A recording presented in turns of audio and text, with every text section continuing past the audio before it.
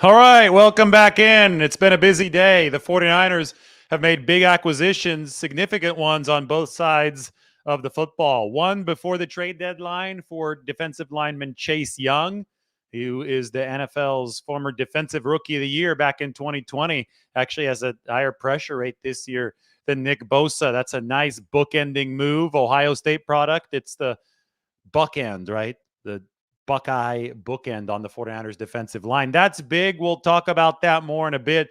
But the 49ers have also added an offensive lineman to their practice squad. His name is Jesse Davis, and he's a veteran O lineman, started several years for the Miami Dolphins. And I'm wondering, is this going to be the next Daniel Brunskill for the 49ers?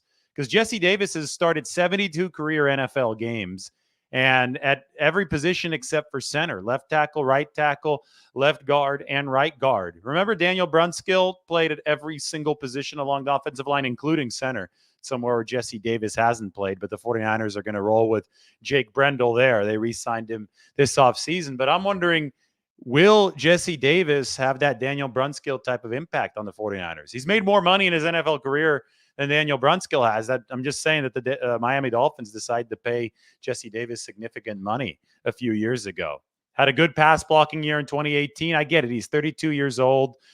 He might be past his prime, but he could give the 49ers some solid depth. That's the hope when they need it most. And I think that it's unquestionable that this team is going to need even more offensive line depth to make it through this marathon of the season. Remember that Aaron Banks currently has the turf toe. He's going to be out a few weeks. Trent Williams still out with ankle injury. We'll see if he's back right after the bye. Every single season you hear me just bang the table for this. I say you need at least 7 quality offensive linemen to legitimately have Super Bowl hopes to make it through the marathon. And, we saw even Patrick Mahomes and the Kansas City Chiefs cost by this when they played the Tampa Bay Buccaneers the year after playing the 49ers in the Super Bowl. So this Jesse Davis signing to me has a real chance to be a significant one in helping the 49ers. By the way, the 49ers released Anthony Brown, the cornerback, the veteran cornerback who tore his Achilles last year, former Cowboy. They hope that he might be able to solve some of their DB issues this year. I guess they gave up on that. They released him to make room for Chase Young, who's going to be officially joining this roster after he passes a physical. So Anthony Brown off the team, and Kendall Sheffield is the player the 49ers released off the practice squad, the cornerback, to make room for Jesse Davis. Anyway, to make sense of some of these signings, why don't we update the depth chart right now? So first, Jesse Davis. I put Chase Young on here. New signings today, I'm going to highlight in light blue. So Chase Young pushes Drake Jackson back down to a third string spot because I think Drake Jackson is obviously behind Randy Gregory. I think he's behind Cleveland Farrell too, because Drake Jackson hasn't been able to set an edge against the run, something that Farrell, Gregory, Chase Young are all better at. Obviously, Nick Bosa is the 49ers' top defensive end. So now Jesse Davis, where does he fit in? Well, he could play either tackle spot. He could play either guard spot. Right now, the 49ers have Aaron Banks hurt. I don't think Banks is going to go to IR with the turf toe, but we can shade him in pink here as an injured player. The direct replacement for Banks is John Feliciano. I'm going to put Nick Zakelj over at that right guard backup spot. I'll put John Feliciano in at left guard because he's going to be starting instead of Aaron Banks. And that essentially means that instead of, you could look at Jalen Moore, you could look at Matt Pryor, you could look at Nick Zakelj as the 49ers depth up front. I think that somebody like Jesse Davis, we'll plug him in as right guard depth. I mean, there's a chance, since he started right guard, that he usurps Spencer Burford at some point. Now, Jesse Davis is technically on the practice squad, so I'll put him right here as right guard depth on the practice squad. But remember that he's versatile enough to play anywhere, and we'll highlight him in teal. 49ers can give Jesse Davis, as soon as he learns the playbook, a trial run, and they can call him up from the practice squad on any of these days. So the line has been an issue for the 49ers, continues to be an issue with Trent Williams currently also hurt. We can shade him in pink. You got these 2 injuries on the left side. Jesse Davis can help fill in for any of the spots except for center. For now, though, John Feliciano will be starting for Aaron Banks, and we've seen Jalen Moore starting for Trent Williams. The 49ers will hope that Williams can be back after the bye. Now, to make room, since we do have 54 players currently listed on the 53-man roster, the 49ers cut Anthony Brown. He's down here. I just selected him.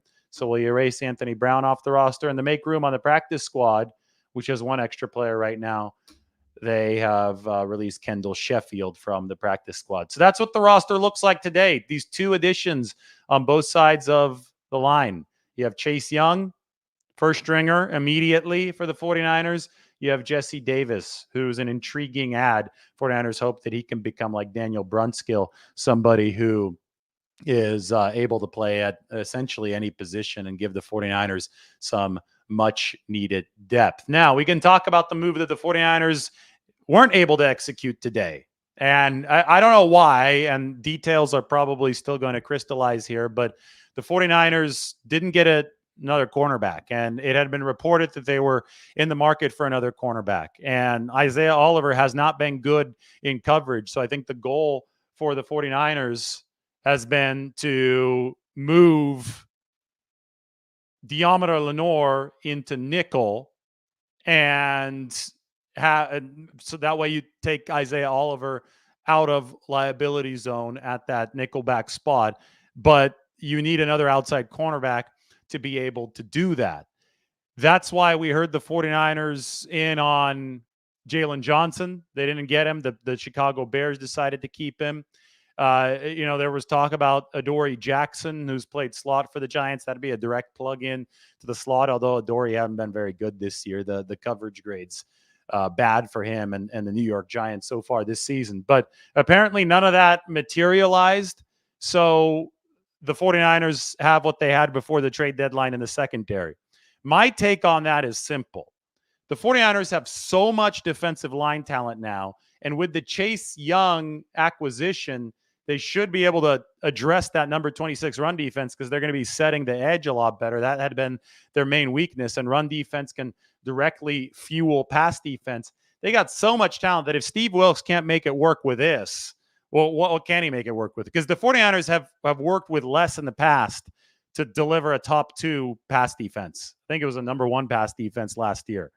Right? I get it. They had Jimmy Ward, but now they have more up front. And if you cannot develop the coverage combinations to work with a defensive line that has Nick Bosa on one end, Chase Young on the other end, Javon Hargrave in the middle, Randy Gregory coming in as a second wave kind of guy, if you can't develop the coverage combinations to make that work, you're not going to be able to develop the coverage combinations to make anything work.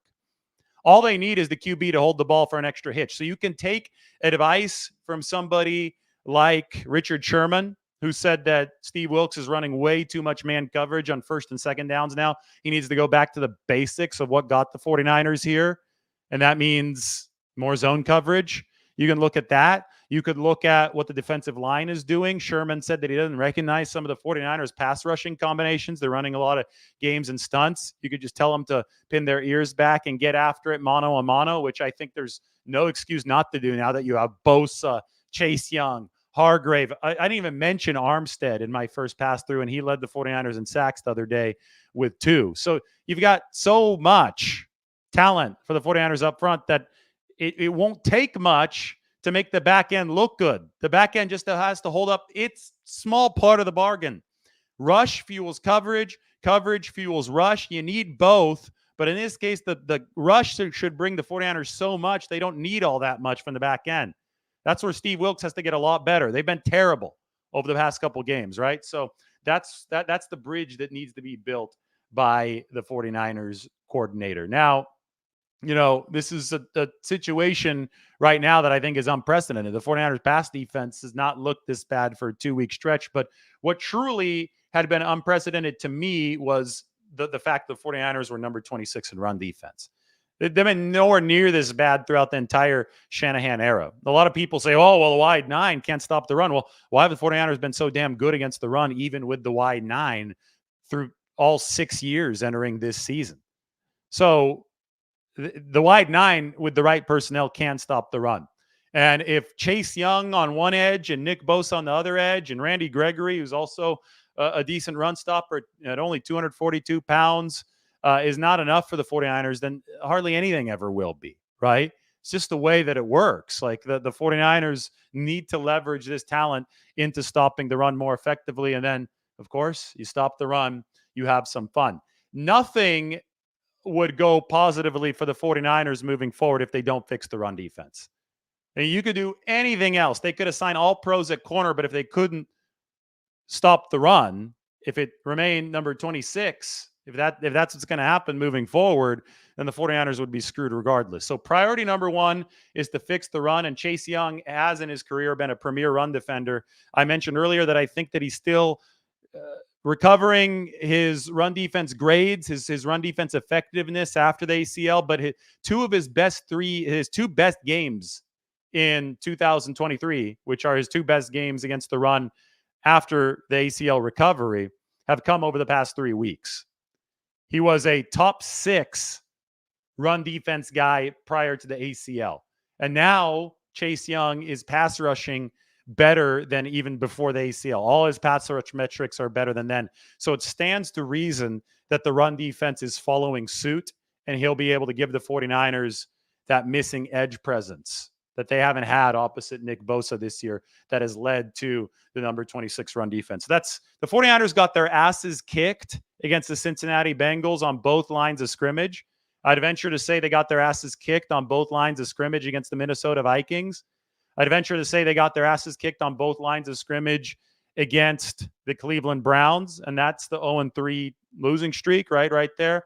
They made moves today to fix both the offensive and defensive lines. Now, Jesse Davis is a much smaller move. It's a practice squad move along the offensive line, but Chase Young is a huge move to fix the issues that have befallen the 49ers defensive line. That was the one missing piece that was glaring that they needed to fix. They needed that heavier edge rusher opposite Nick Bosa, and the 49ers went and got it essentially for free. Jesse Davis, that might be a longer-term move here. We'll see where he might plug in, but I think they're going to need more depth. That's just the way these seasons go. They're going to need more depth up front. The more immediate move to fix the offensive line is to get this guy right here, Trent Williams, back. That's what you need, right? Trent Williams back is going to really help this team. I think Feliciano was a good depth pickup. He can help while Aaron Banks is out. But after getting their asses kicked along both the offensive and defensive lines over their past 3 games, all losses, the 49ers today made moves looking to address that. And I think one of them can be instant impact with Chase Young. And on the other side of the ball, well, if you get Trent Williams back, it's one of the greatest of all time. That can be instant impact too. We'll see how this bye week does to help the 49ers. And again, no DB yet if you're just joining. But boy, if Steve Wilks can't make it work with this group up front, if you can't marry the Russian coverage now, I don't know what else to say. I mean, it's the 49ers have so much talent up front. Yesterday I wondered, are they going to get into the arms race with Seattle since Seattle picked up Leonard Williams and Seattle's technically in first place in NFC West right now? Well, yes. The 49ers, the answer to that was a resounding yes. They picked up Chase Young in a massive trade. So there you have it. If you want to subscribe to The Athletic, right now is a good time to do it. We have the piece on Chase Young, Commanders trading Chase Young to the San Francisco 49ers. It is up on the screen right now. So go ahead and check that out. It's all over my Twitter feed. I'm sure it's in some of the descriptions. Maybe Mike can toss that into the description as well. Hey, it was great that I took the red eye, right? I took the red eye last night, so I wouldn't be in the air today. This is why. Figured the 49ers would make a move. They did. They made a big one, and a big one at a very small price tag, $561,000 for Chase Young, owed by the 49ers on the cap this year. And it was for a comp pick that they could recoup if he walks. So it could just be a rental. That's the type of price tag that the 49ers pay here. They still have nearly $40 million in open 2023 salary cap space, which they've designed to roll over to 2024 when they're going to need to use most of that money. This is a great point from Roy Batty. Hargrave and Chase Young know the Eagles really well. I think Chase Young, it might even be more valuable than Javon Hargrave, who played for the Eagles. Chase Young has played against the Eagles in the NFC East. So having played against the Eagles, I think that he brings some knowledge for the 49ers on how to defend them. Washington had some success against Philadelphia. They beat them last year. They handed Philadelphia their first win. Now, Chase Young wasn't back yet, but he's studying the Eagles. He's in the film room. He's definitely a player who I think can give the 49ers some valuable insight when it comes to the battle against their chief NFC rival. It's not about playbook knowledge. I was the first one to mock that theory. It's about actually having faced off against that Philadelphia team. It's about strategy against them. It's less about being with them and strategy against them. And that's what Chase Young can bring coming from the NFC East. Why no Jalen Johnson? I'm guessing he was way too expensive. The 49ers are working with a budget here, and they should be. They shouldn't be parting ways with a first round draft pick or anything of that sort, especially for a player who probably would be tough to re-sign after this season. So Chase Young came at the right bargain price. I'm sure that Jalen Johnson didn't.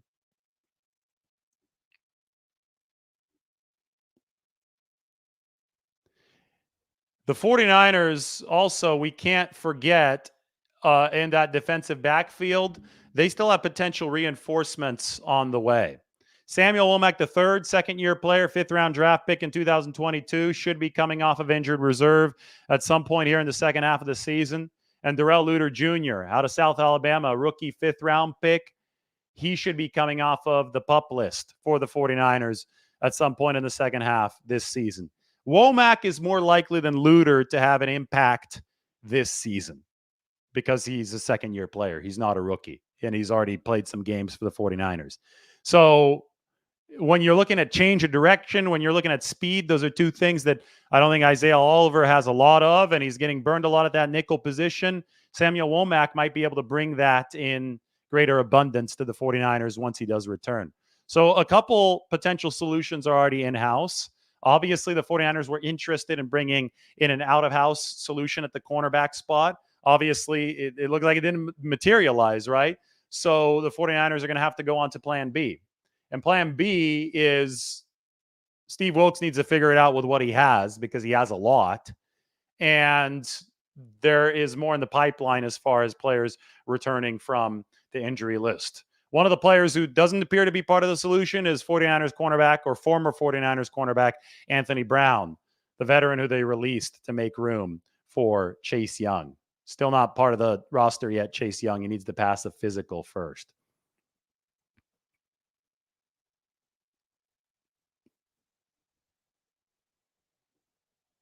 Nico says that Chase Young will help the 49ers a lot. Let's open it up to a 49ers Q&A. Boy, I'm a little warm right now. I'd love to get some water at some point. The things I do for you, I talk for hours and hours and hours about the 49ers, especially on big days without water. Going to be dehydrated, but we can't stop the show right now. I can't go all the way to the kitchen right now, right? Too busy right now. We'll just have to muscle through it.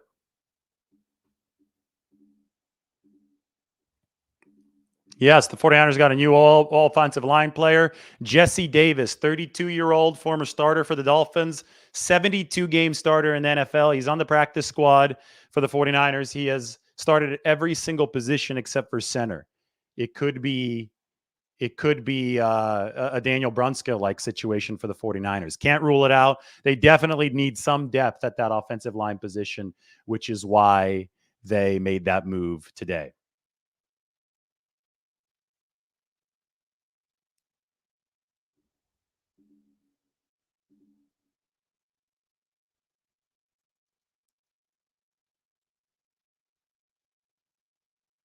All right, you guys want me to get some water? I'll go get some water. Give me a second. I'm going to turn off the mic and I'm going to put up a banner that says Lombardi is getting water. BRB. See you guys in a second.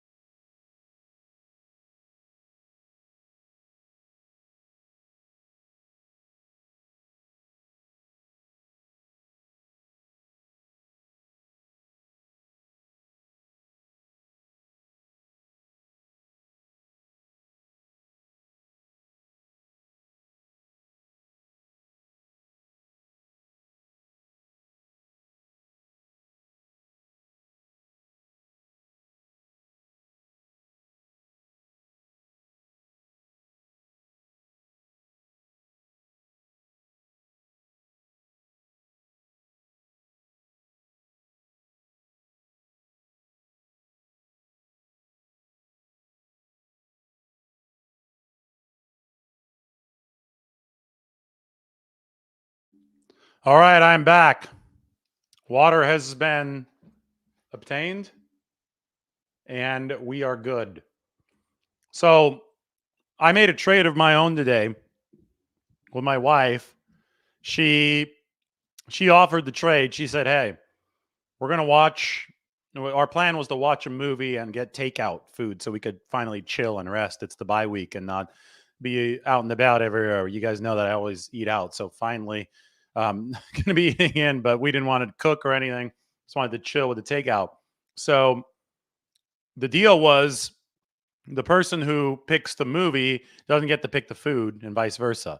So she said, pick which, her trade offer was pick which one you want to pick, the movie or the food. And I posed the question to the other chat that was off of the other video that we made for the Chase Young trade, the instant reaction. And I said, should I pick the food or should I pick the movie? I decided that since I eat everything, I'll pick the movie. Now the question is, what movie should I pick? She's going to go and pick up dinner right now. So I just said yes because I'm hungry. I snuck in a Ritz cracker there on the water break. So it's all good. So anyway, 49ers have signed Jesse Davis, who they hope is the next Daniel Brunskill. They've released Anthony Brown to make room for Chase Young. Chase Young's been a premier run defender in the past. They hope they can stop the run and have some fun.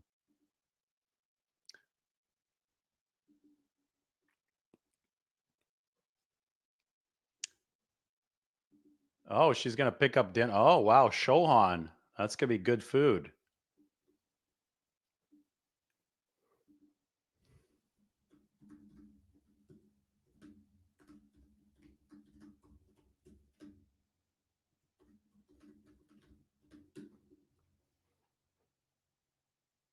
Perfect. Very good dinner coming. I'm excited. I'm very excited. All right. 49ers Q&A. Let's go for it. So we have this new frame TV, which is really nice. We got one of the new big frame TVs. The living room is all done. We're really excited about that. Maybe a Halloween movie.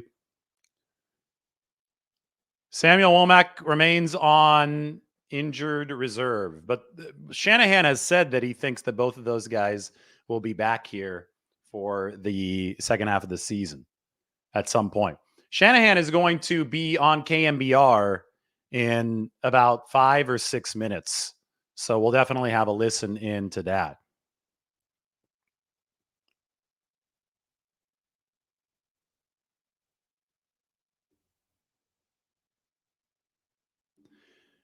What Richard Sherman said on his podcast about Wilks was spot on. And that is he's been changing too many things. He needs to go back to what brought the 49ers to this point. And that has been zone coverage instead of man coverage on first and second down and more simple pass rushes. Now, I was under the impression when they hired Steve Wilks that he wouldn't touch what Chris Kasarik was doing. But the 49ers are running different pass rushes, according to Richard Sherman, than they did before, which makes me wonder, has Steve Wilks also been changing that? I don't know. That's something that we're going to have to delve deeper into. But I think definitely now that you have so much talent up front with Chase Young up there, the 49ers need to and can go back to the basics.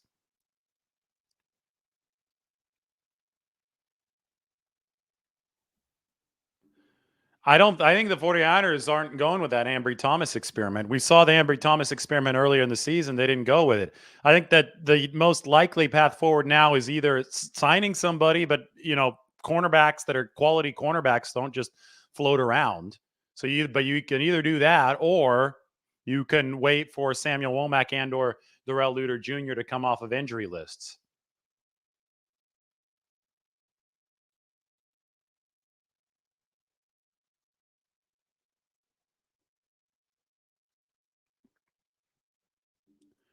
You say that Shanahan never invests in corner or O line. The 49ers, like, really? How can you say something like that? They have who the guy who was literally the most they gave out the most expensive offensive line deal in NFL history to Trent Williams. So they paid more for an offensive lineman than anyone ever had in NFL history. So it is factually false to say that they haven't invested in the offensive line. On top of that, Charvarius Ward is making 14 million a year at cornerback. They invested there too. So I mean, it's just categorically false to say those things. They also gave Richard Sherman a massive deal at cornerback. Sometimes it's the nickel cornerback spot that is creating the issues this year. And they invested there too. They went out and they signed Isaiah Oliver for a few million. So sometimes it's just about performance and execution. It's not about them not spending enough. They've spent plenty, but they just have to get a little bit better performance out of those positions. Trent Williams, by the way, is performing. Don't worry about that.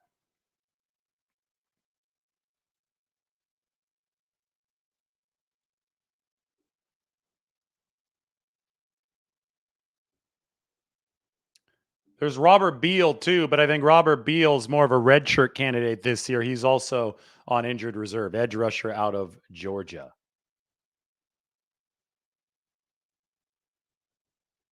There's more than one player. They signed Alex Mack to significant money. They're still paying dead money on that. They drafted Aaron Banks in the second round. He just got hurt. They used the first round pick on Mike McGlinchey, a top 10 pick in 2018. And they signed Trent Williams to the biggest deal in O line history. That's a lot of investment.